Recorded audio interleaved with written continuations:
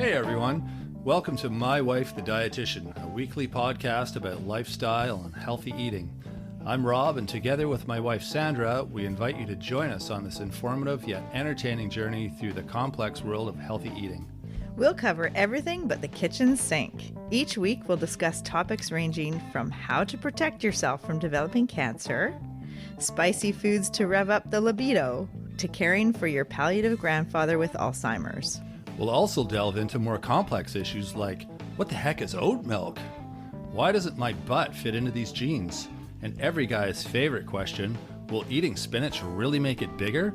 Join us each week as we strive to educate, enlighten, and entertain you.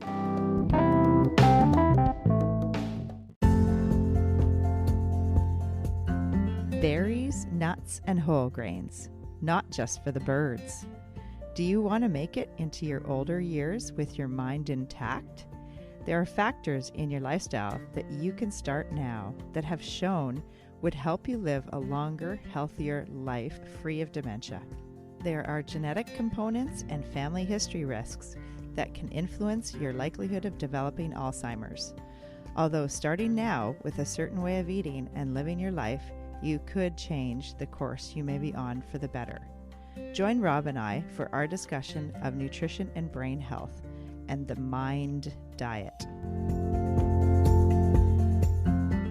Hi, Rob. Hi, Sandra. Well, today on episode 14. Episode 14. Man, we've been busy. We're talking about the mind diet, nutrition, and brain health. The mind diet. That's on our fridge, I think. Yeah, it is. Yeah, I've seen that. Yeah, the list is on our fridge because it's a pretty easy, concise list. And it's focused on helping our brain. Is that what you said? It's a scientific approach to enhancing brain function and helping prevent Alzheimer's and dementia. Well, that's huge. And it's evidence-based. Well, that's even bigger. I know. Yeah, it's amazing. It is supported by research. And first of all, I want to just mention some of the statistics. Well, yeah, because that's a little bit eye-opening once you hear some stats, right?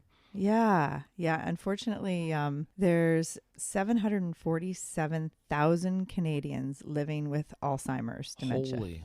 And 5.5 million Americans. And worldwide, it's 47.5 million. Wow. And you said the other day that number's increasing, didn't you? Yeah. There's more and more people that you're dealing with or that are being dealt with all around the world that are. Yeah, it's definitely growing. I've been working in long-term care for about 23 years, I guess. You must have started when you were 5. Thank you. You're funny. And yeah, I've noticed with long-term care, definitely the number of people in long-term care, their age is increasing, but also the amount of dementia and people with Alzheimer's has increased for sure. And that's not a fun thing to be dealing with. For the caregivers. For anybody. Yeah, the family. It's devastating, absolutely devastating. And 2/3 of the people with Alzheimer's are women. It's more focused on women, you mean? It just happens. Women, unfortunately, end up with dementia more often than men do. That's what I meant. It might be that women live longer. Yeah, maybe. But they're getting it. They're not getting it when they're at 90, right? They're getting it when they're all times. Yeah, there's it varies, but I mean, it is. It's devastating. Yeah, no kidding. And so the mind diet then is focused on preventing or aiding in preventing the onset of Alzheimer's and dementia. They've been doing research, and what the mind diet stands for is the acronym is MIND, MIND. So it's the Mediterranean Intervention for Neurodegenerative Delay. Nice. So it's basically a combination of two of the healthiest diets in the world, more like lifestyles, the Mediterranean lifestyle and diet, and the DASH diet, which stands for the Dietary Approaches to Stop Hypertension. Okay. So what do you think that diet's for? Heart health. Yeah, heart health and high blood pressure. Right. So there's evidence that people on a DASH diet actually help to bring their blood pressure down, and it is healthy. And it's amazing, but the combination of the Mediterranean and DASH has shown to reduce the risks of developing Alzheimer's and delaying the onset of dementia. By quite a bit. Yeah. I understand. Yeah. Like 50% or something, isn't it? That's right. Closely following the MIND diet can reduce the risk of developing Alzheimer's disease by 53%. Wow. Well, that's pretty huge. I just want to say too, like the word diet, I've always associated, and I think a lot of people associate that word with weight loss, because I think a lot of diets have been focused on weight loss. And even the episode we did a few weeks ago on diet trends, most of the diets we talked about were, the goal of the diet was to lose weight. Mm-hmm. And this goal of this diet isn't anything to do with weight or weight loss. It's keeping your brain healthy. Keeping your brain healthy. So in regards to those other diets, we sort of touched on it, that just because you've lost weight doesn't mean it's good for you. There might be other things, negative impacts that those diets are having, and one of them could be your brain health. So we're going to sort of get into a bit more detail on that.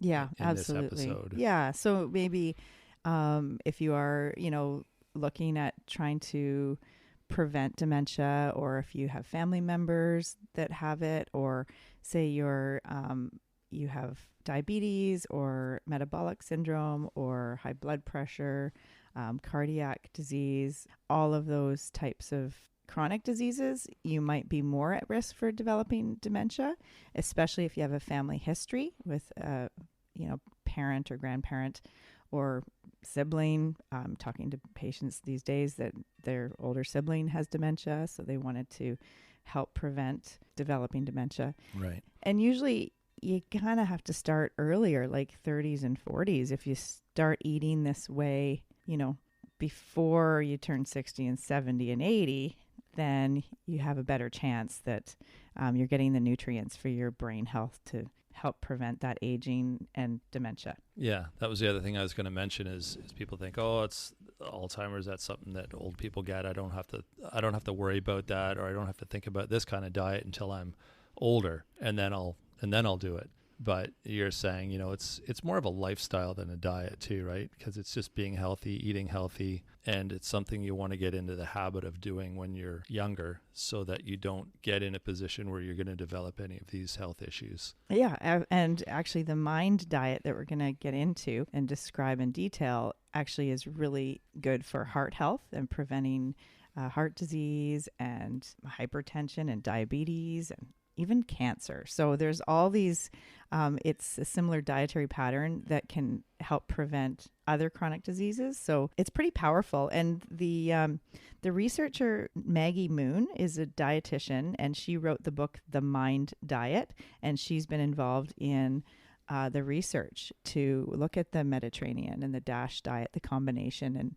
And it's really amazing what the research is showing, that closely following the MIND dietary pattern reduced the risk of developing Alzheimer's by 53%. And following the MIND diet pattern some of the time, it still resulted in a 35% reduced risk. Well, that's amazing. And those who followed the MIND diet also had better brain function, as indicated by cognitive testing. So it's supported by research, which oftentimes with the new fad diets, it's not years and years of research that have gone into it. Yeah, the MIND diet was in 2015. The study was the first one to relate diet to cognitive function. The brain health benefits are also supported by more recent studies. In the Nutrinet Santé study in France, over 6,000 older adults, researchers noted the MIND diet could prevent or delay subjective memory complaints. In a study of 106 stroke patients, those who followed the MIND diet had a slower rate of cognitive decline over the study period, an average of 5.9 years. Well, that's good. And among nearly 3,200 adults, greater adherence to the MIND diet was associated with less depression and psychological stress. Yeah, well, those are some good numbers, good stats. Yeah. It gives it a bit more backing and evidence that this is something that probably more and more people could start to adopt. Yeah, and benefit from. Yeah, and that list on our fridge, we've had it there for a few years now, and I find we follow it. It's pretty easy. Yeah. I mean, why don't we get into some of like what you The can details? and can't eat? And it's pretty basic stuff. There's nothing. Yeah, and there's not a really unusual. can't eat. It's more about focusing on adding in on a weekly basis and not on restriction and limiting. It's not about that. It's more about the elements that you can include on a regular basis. Yeah, and the kind of diets that limit things and you can't eat this or that, it's not something you can sustain. It's not realistic in the long term. So this, with the Mind diet, the Mediterranean diet, those are things that you can just adopt and keep going forever because it's just normal eating. Yeah, and the characteristics of the Mind diet study were it was a dietary pattern rather than a single nutrient or food tested in an at-risk population. So it's a pattern versus like they're not specifically just looking at how does this food impact them. It's a pattern. So like you mean how the foods work together? It is. I It's see. definitely like a synergistic effect of the foods. Gotcha. Okay. So what's on the list then? Well, just a second. Sorry. The other part of the characteristics of the Mind diet study, the foods are featured as key components of the Mind diet. So the ones we're going to cover in a minute. And the MRI scans of brain structure and volume that may provide potential mechanistic evidence on the effects of diet. Okay. So it gives it actually some, the MRI studies of the brain tissue, actually it showed that the diet has implications in the brain. Nice. So the Mediterranean diet is, I think a lot of people know and have heard in previous years that it is a very healthy lifestyle. And you think of where the different populations who eats the Mediterranean diet. It's like from Italy and Greece and Portugal, Spain, France, Morocco, like Northern Africa. But with the Mind diet, with the combination of the Mediterranean and DASH diet, you can basically apply it to any type of cuisine. So Korean or Mexican. So you can basically have these elements of the diet. The different types of food you mean that are included Yeah. can apply to all the different types of cuisine. Absolutely. Yeah, that's amazing. Yeah. So it's pretty amazing, and you probably want to get on to the actual details of the Mind diet. Well, that's what everyone wants to know. Okay, what can I eat? What can I eat? What can I eat? Well, one thing, the first thing, really important, brain healthy foods include. What do you? Oh, you want me to answer that? What's the first thing? What's the one you keep asking about? Does it make it bigger? Yeah. So that comes up. That comes up often. You're so funny. Because I eat a lot of spinach. Spinach, yes. So not necessarily have to be spinach, leafy greens. Yeah. So that's the number one is leafy greens. Do you remember all the different leafy greens? Can you name some? There's kale. There's spinach. We've got all the different kinds of lettuces. Yes.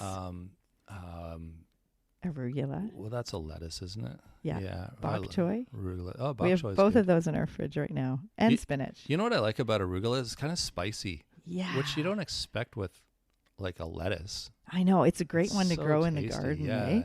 Yeah, it's like mustardy, kind of spicy. Yeah. Yeah, I love it too. Oh, there's so many greens out there and they seem to grow really easily. Yeah, they do. You pick them to stimulate the growth, so it's good when you're growing them in pots on the deck or in the veggie garden, because then you just keep picking them and they keep growing. Yeah, it's amazing. So it's good to explore new ways to eat both the raw and cooked forms, like in salads and stir fries. And definitely, remember we talked about the carotenoids that are in the leafy greens? They're fat soluble. Okay, right. So that means that to have something with a little bit of fat with it, so olive oil or nuts or seeds or avocado. Right, nice. And that will help your body absorb those carotenoids out of the leafy greens. What about a big slab of butter? You're funny. Probably not the healthiest choice. Well, we'll get into the things to limit after. But yeah, the green leafy vegetables daily. So that's like 6 times a week, or like most days of the week. And do you know how much is a serving? It's like a handful, isn't it? Yeah, like 2 hands together. Like Okay. yeah, like you're picking up water and gonna put it over your head, like that type of, like if you had your hands together that way, that would be a serving of the raw leafy greens. Okay, that's not very much. No. I mean, you can fill your hands with spinach or leafy greens. Yeah. Pretty, And pretty you easy. have it most days for lunch. You have. When I'm making whatever I'm making for lunch, which often lately has been like salad with a bunch of different things in it, I'll just be throwing handfuls of spinach in my mouth as I'm making it. So I've probably eaten my share of leafy greens before I even have my salad. Right. So yeah, but it's easy. It's just like I'll just jam it in a bunch and chew on this while I'm making lunch. And oh, absolutely. And in the garden, that's how I am in the garden. I'll just like be, picking little bits of kale or lettuce and then just eating it in the garden. Yeah, just nibbling on it, right? But yeah, definitely even just as I'm cooking too, I do the same thing. It's just any way to get a little bit more in, and it's just, you're just eating it raw. It helps your taste buds appreciate the Mother Nature's just basic taste. Oh, for sure. Yeah, there's no dressing on it. It's not mixed up with anything else. It's just the basic food, and it's you can taste everything. It's amazing. Yeah. So that's the first one, and I'm just going to interrupt for a second to say that this is 8 things on this list, 8 or 9 things on this list. And the way it works with this diet is these are the foods that are recommended, and there's like a frequency with them. Like some of them are daily, some of them are once a week. So as we're going through the list, we'll say what it is and how often you need to eat it. And it's a fairly short list. So if you want to write it down as we're going, although I'm sure it's available everywhere on the internet too. Yeah, you can Google Mind Diet, so MIND diet, and find like images of what exactly is in it. And there's lots of different things on the internet, like links and resources. And as I said, Maggie Moon, Moon, was the researcher, and she put out the Mind Diet book, which is a great book. We have it right in front of me here. Yeah, so there's lots of resources out there, but just as far as the structure of the diet, there's a few things on it, and their frequencies. So just keep that in mind as you're listening here. I love the back cover. It says, "Keep your brain 7 years younger." Oh, that's a good thing. That's huge. Yeah. Yeah. And as it says, enjoy. I'd be like a 25-year-old then. You're so funny. So enjoying a high quality of life as you get older means taking care of your brain as much as your body. And research suggests that what you eat today will help or hurt your cognitive abilities later. Yeah, absolutely. The Mind Diet explains the science behind mental fitness in an approachable and understandable way. More importantly, this helpful guide presents an easy-to-follow program for keeping your mind sharp by eating the right foods and avoiding brain-harming ones. Nice. And packed with dishes that are not only delicious, but also help improve memory, concentration, and mental acuity. The Mind Diet's healthy recipes all include different things. There's like roasted chicken with fennel and guacamole stuffed tomatoes, sweet potato lentil soup. Yeah, it sounds good. So it's definitely one to research. Keep your eye open for. Okay, so on to the next part of the list here. We got green leafy vegetables, and then the second one is other vegetables. Right. So whatever other vegetables you eat. So that would be daily also. So carrots or broccoli, cauliflower, tomatoes, cucumber, peppers. So any other vegetables. So every day having some green leafy and another vegetable. It doesn't have to be at the same time. Right. And those are both every day. Yeah, pretty much most days. That's right. And as I said, if say you have a lasagna and it's got the spinach cooked in there, that's great. And then maybe in the lasagna, in the sauce, there's other vegetables that you've cut up and put in the sauce. So you're getting the Mind Diet's criteria for veggies. Perfect. Yep. Yeah. Or, if you eat veggies for a snack time, say you have celery and carrots and hummus and green peppers, or that kind of thing. Any other way that you can slip in some vegetables in the day is going to be helpful. Perfect. Okay, so the next item looks like nuts. So number 3 on the list is nuts at least once a day. Oh, at least once a day. Yes.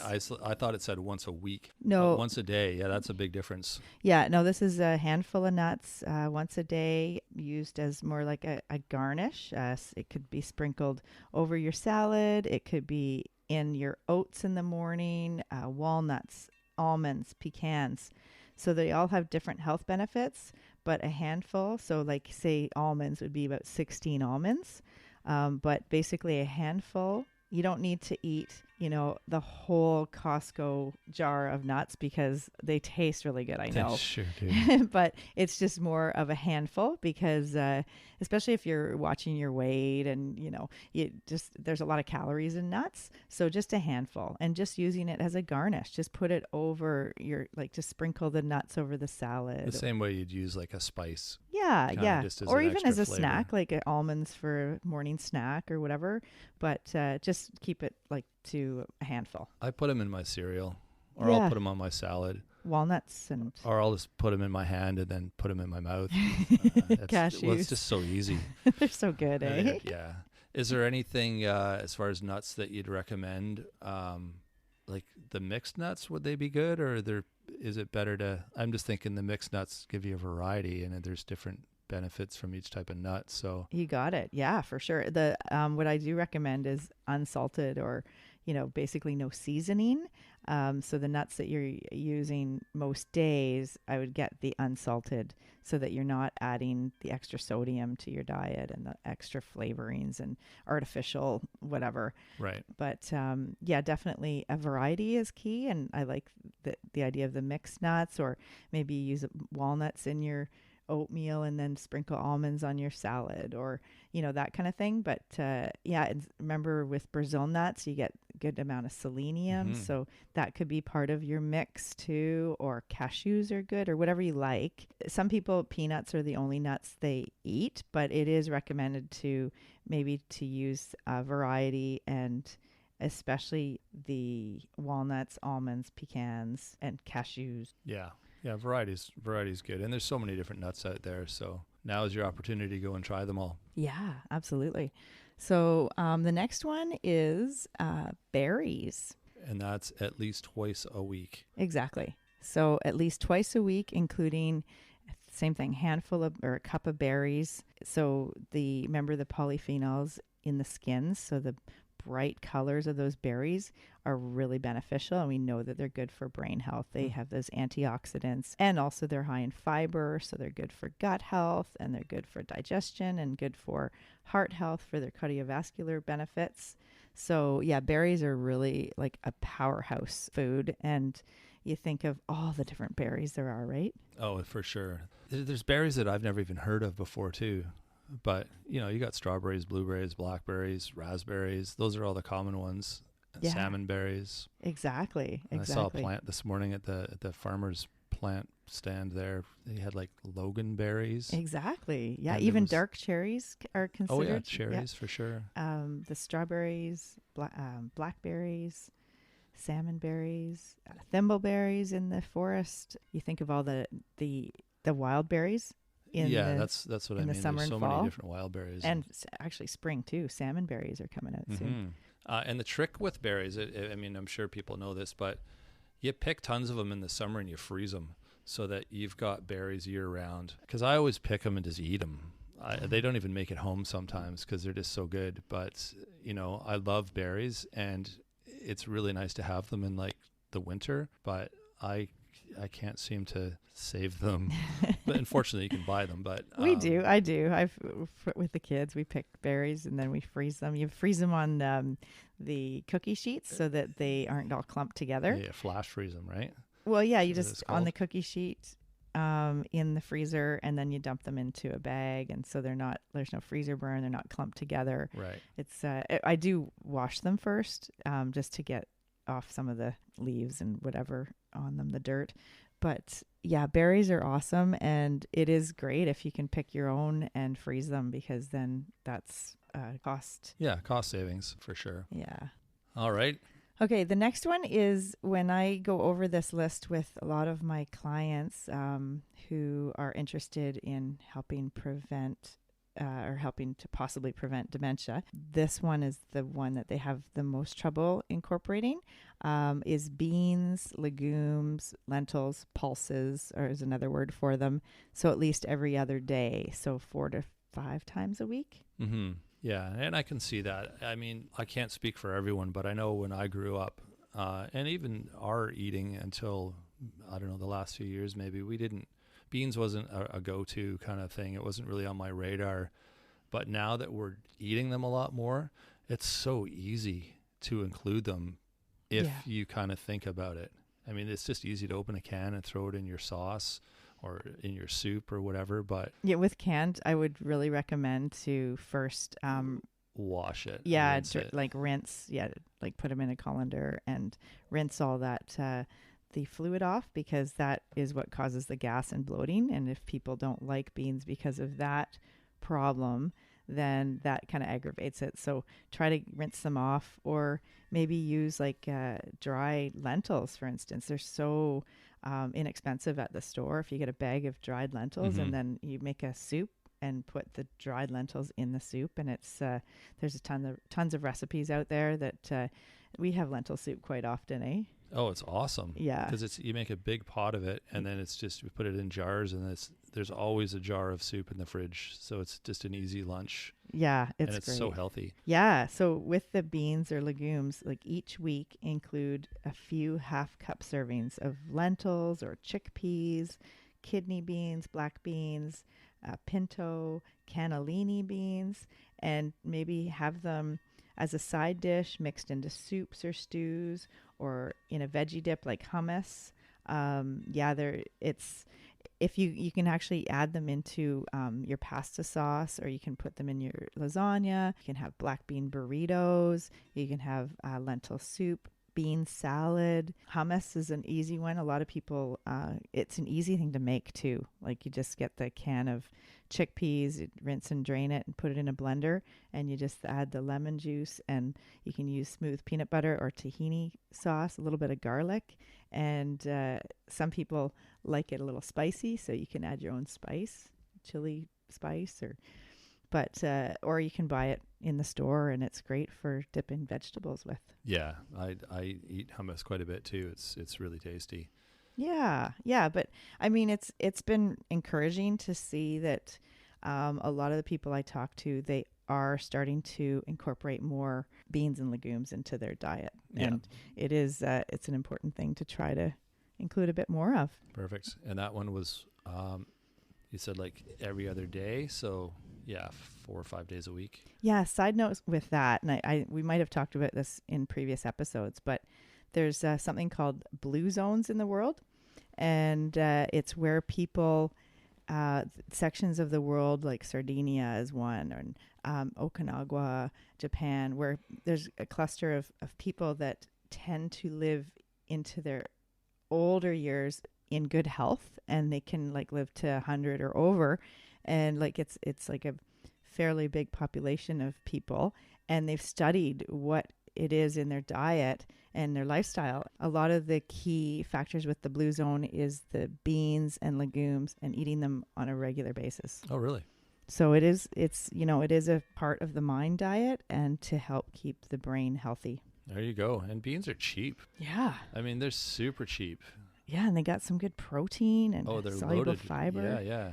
Oh, yeah. Yeah, they're really, I really would recommend people to start to include more beans in your diet. Yeah, I agree. All right. We're on to whole grains next. That's right. At least 3 servings a day. So, yeah, there's other things to include other than bread. You can use like squirrely, or, the sprouted grain bread or rye bread, but maybe try other whole grains like quinoa and wild rice, and freekeh and farro. We've talked about these before, the whole wheat pasta. Mm-hmm. So different whole grains, into a salad or as a side dish. So it's just 3 servings a day is what we need for whole grains. Perfect. And I mean, cereal is, I don't know, does that count? Or Yeah, that's, oats I mean, for just, sure. Oats are definitely part of that. And yeah, a whole grain. So if it's a whole grain cereal with some fiber, so if it has at least 2 grams of fiber in it. But remember, with every category, there's, things that are better than others. Sure. So, right. Yeah, just be aware. And I think we've talked about cereals in the past, eh? Yeah, for sure. But yeah, definitely. I mean, if you're only having cereal like 3 servings a day every day, let's branch out. Let's have more variety. Let's try different grains. Yeah, there's a lot in that category that you can try under the whole grains. Yeah, So, and good for gut health. Like that's the other thing, right? You get the gut food, like the prebiotics, which is the the food for the probiotics in the gut. So right. there's some really good benefits to including some whole grains in your day. And it's good for your heart too, right? Yeah. Because of the fiber? Yeah, exactly. The soluble fiber. Yeah. So, and now we know also, so not including like a ton of grains like every day, because then you can displace other foods, other important foods, but at least 3 servings of whole grains a day is part of the MIND diet. So that can be helpful for preventing dementia. Perfect. And now the next one is fish. And with the MIND diet, it's actually suggested once a week. Once a week. Yeah, that's doable. Yeah. I have suggested twice a week for various populations. But with the MIND diet, it is once a week. Right. So especially the ones that are high in the omega-3 fats. So those are the salmon, the sardines, mackerel, trout. And if you think of the smaller fish, they're more sustainable. Like, get over the fact of, growing up and hating sardines, like so many people I talk to. They're actually, and you can get them in flavors now, and you can actually put them into pasta sauces, or you can put them into a stir fry or a salmon salad sandwich. These are fish that are really, they've got the good omega-3 fats. They're good for our brain health, and they're good for so many other things too. Yeah, fish is pretty healthy. Yeah. Healthy. But too much, and what's mercury, right? If you're eating too much fish, that's the concern is the mercury. So yeah, but it's actually, the studies have shown that the risk the benefit outweighs the risk, and the people that ate more fish actually are help with their preventing dementia. okay, but despite the mercury. But so if you choose the smaller fish, you'll reduce that mercury risk. okay, so the suggestion that you eat it at least once a week. Yes. Like you don't need to eat it more in order to get the amount of nutrients out of it that you need for preventing dementia. Does that make sense?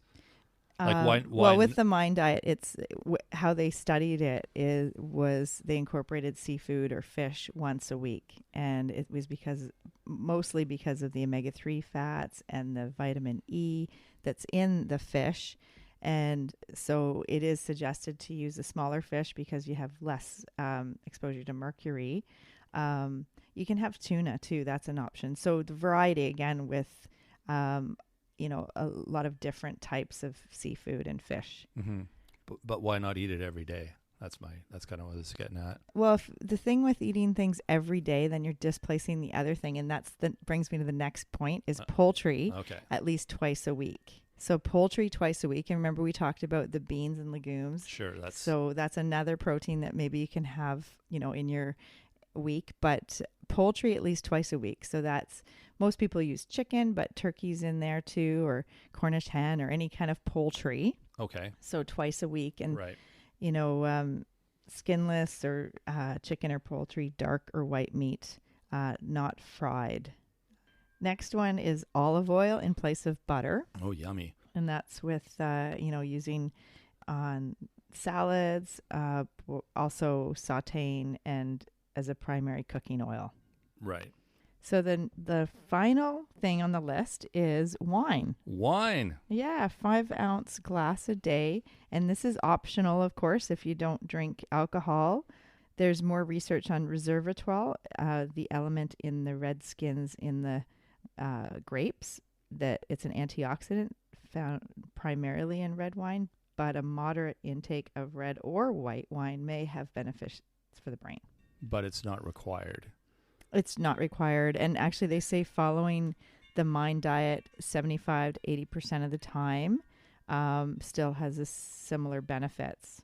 Right. So that's the one element that when I'm counseling people, especially if they have a history, family history of breast cancer or risk for cancer, that's the one that we don't talk about. I don't really cover it too much just because it is optional and because it's alcohol. And it is, remember, 5-ounce glass. That's not 2 glasses or a bottle of wine.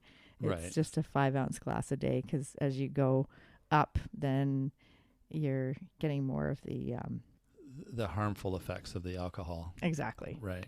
And we discussed that in the cancer episode too, that alcohol is not great for you. So that's why we're kind of saying the wine is optional, and there's benefits, but there's also, there's pros and cons to it. So That's right. Yes. Yeah. So those are the elements of the MIND diet to start including most during the week. Green leafy vegetables daily, other vegetables daily, nuts at least once a day, berries at least twice a week, beans or legumes or lentils at least every other day, whole grains at least 3 servings a day, fish at least once a week, poultry at least twice a week, olive oil in place of butter, and wine optional, glass a day, which a 5-ounce glass a day. awesome. Okay. And then there's brain unhealthy foods to eat only occasionally. Or not at all. Well, it's limit. And the first one on there, you'd be like, what?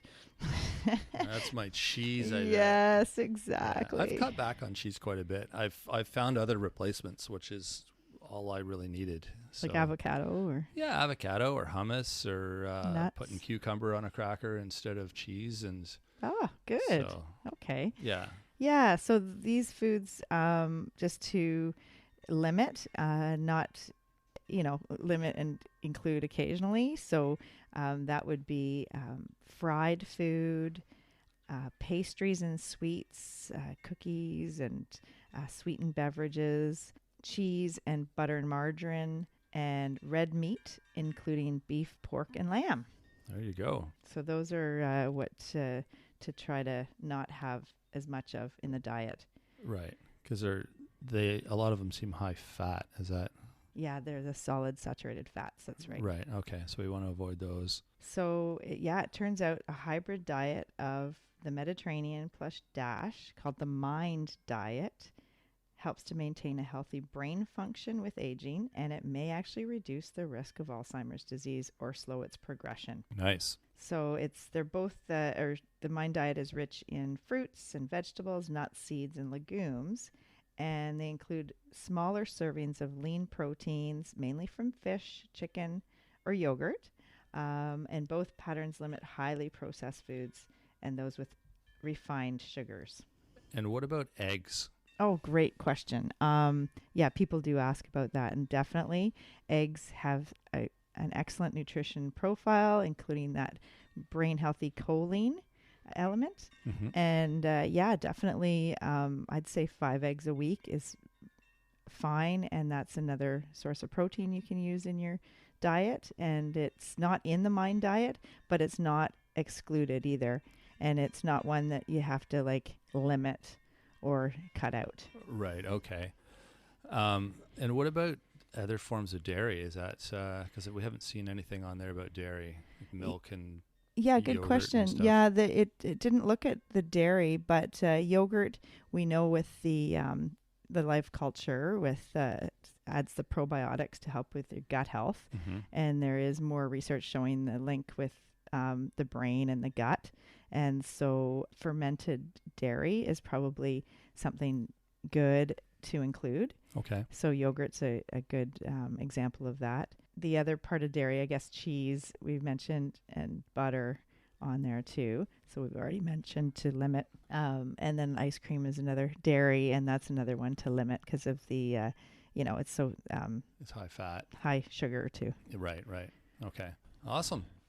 Was there anything else that you wanted to sort of go over on this? We've sort of talked about the good stuff and the bad stuff, or the stuff to limit, I guess. Yeah, well, it's important to note the foods that promote brain health and memory and cognitive function aren't there by chance. Right.